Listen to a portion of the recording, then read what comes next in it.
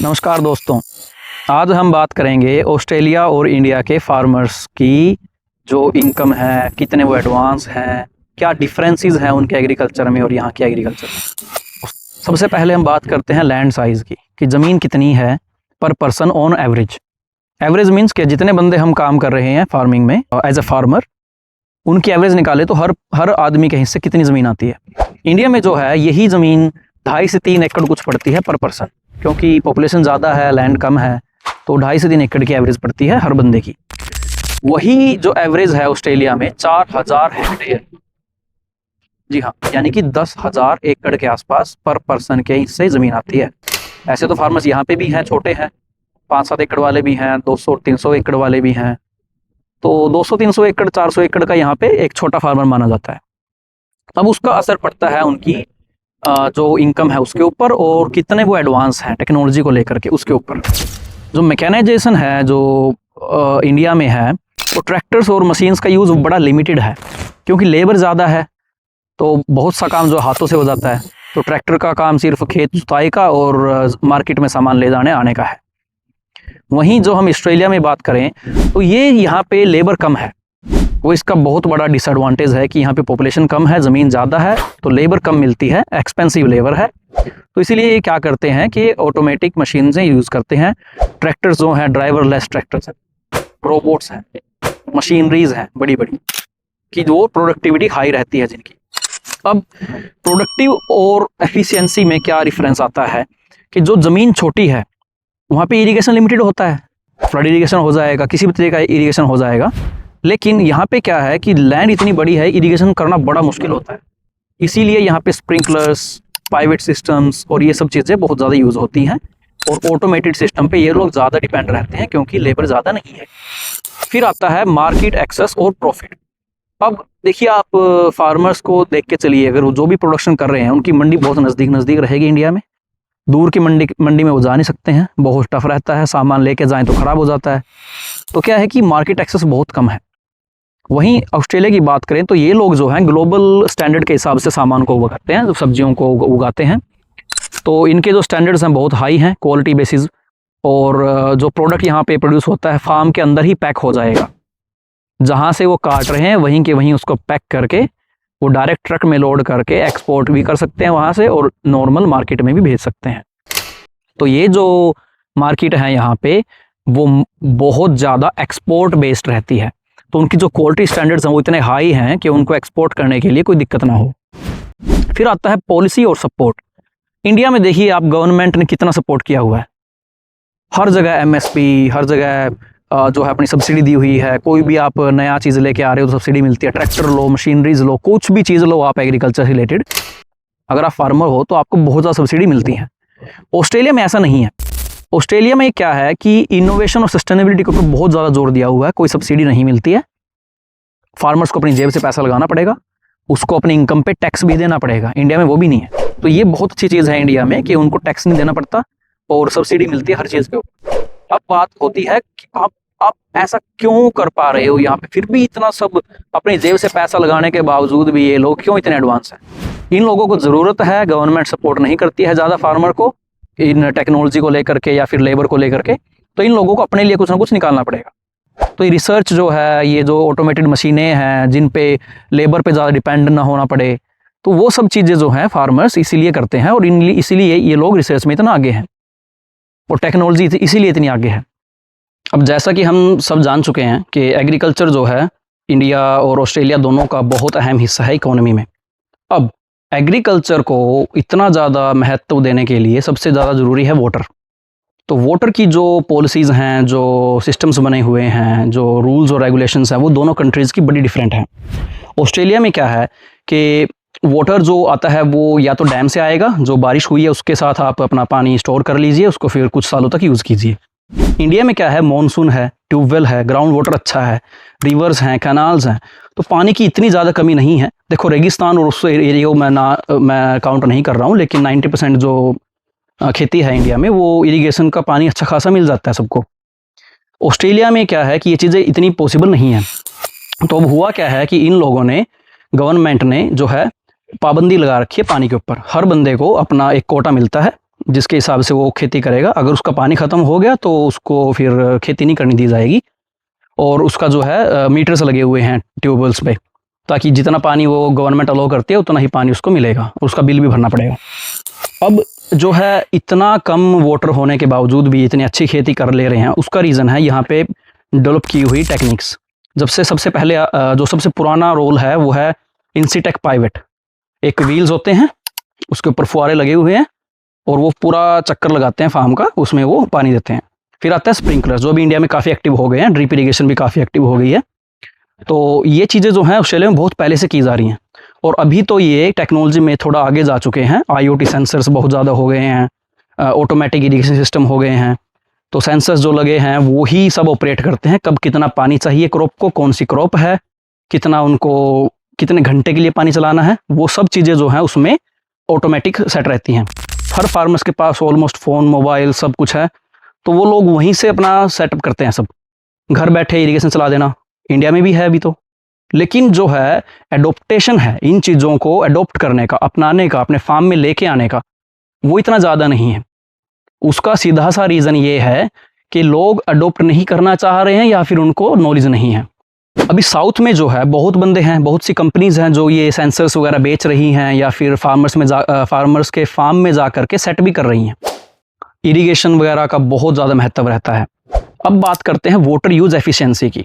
Water use efficiency क्या होता है कि हर बूंद जो आपने पानी की दी है क्रॉप में, उससे कितनी प्रोडक्शन हो रही है। अब इंडिया में ये चीज़ अभी इस टाइम पे, फ्यूचर में हो जाएगी नो डाउट, बट अभी के टाइम पे इतनी पॉसिबल नहीं है, क्योंकि फ्लड इरिगेशन एक नॉर्मल सा अपना इरिगेशन मेथड है। अब फ्लड इरिगेशन में तो क्या है, खेत भर दिया और उसके बाद अपना फसल ले लो।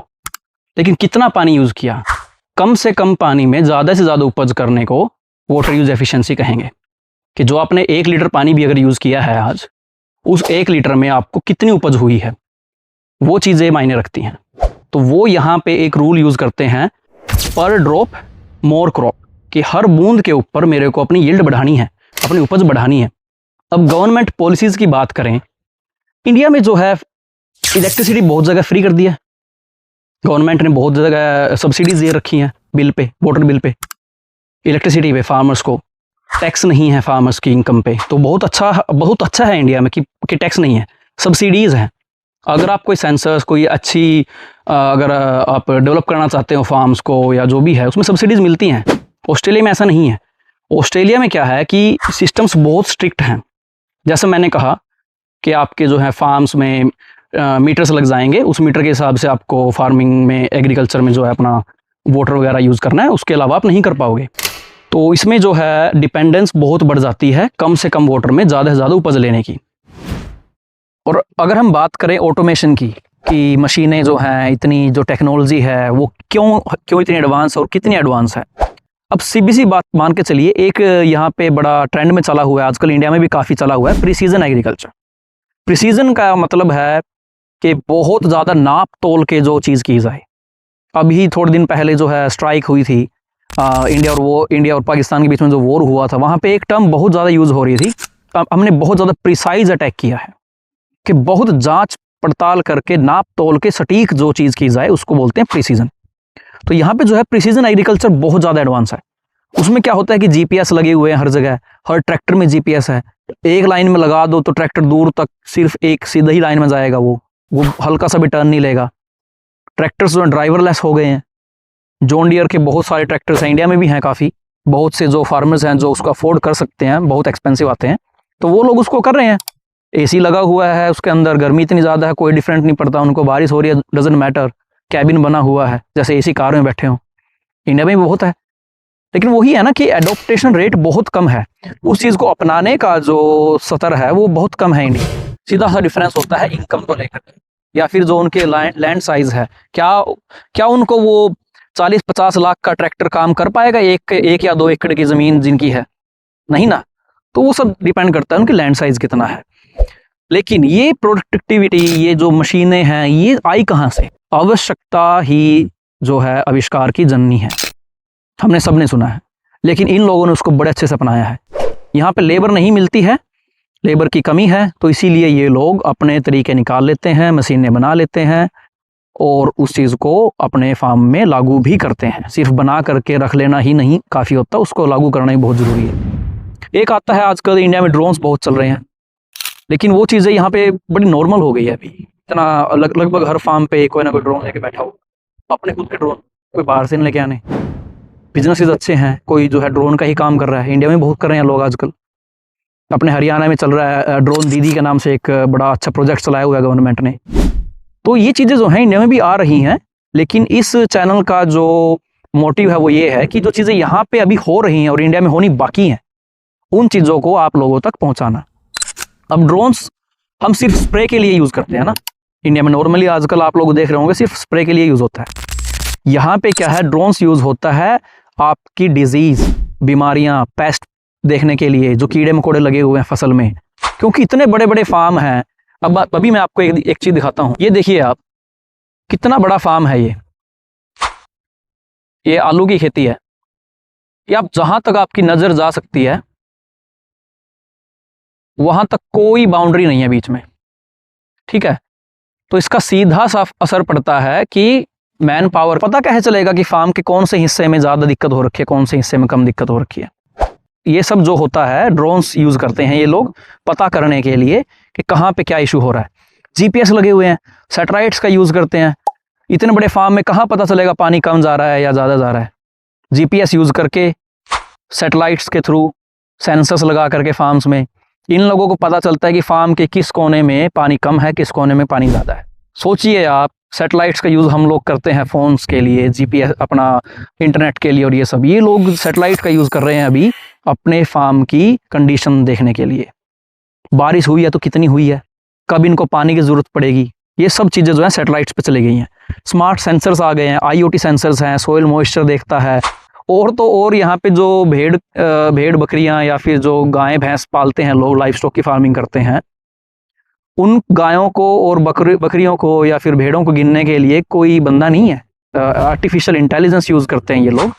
कैमराज जो हैं अपने आप काउंट करें कितनी भेड़ें आज शाम को वापस आ गई हैं शेड में, कितनी गायें बाहर रह गई हैं। बंदों की ज़रूरत नहीं है। अब आता है एआई और डाटा प्लेटफॉर्म।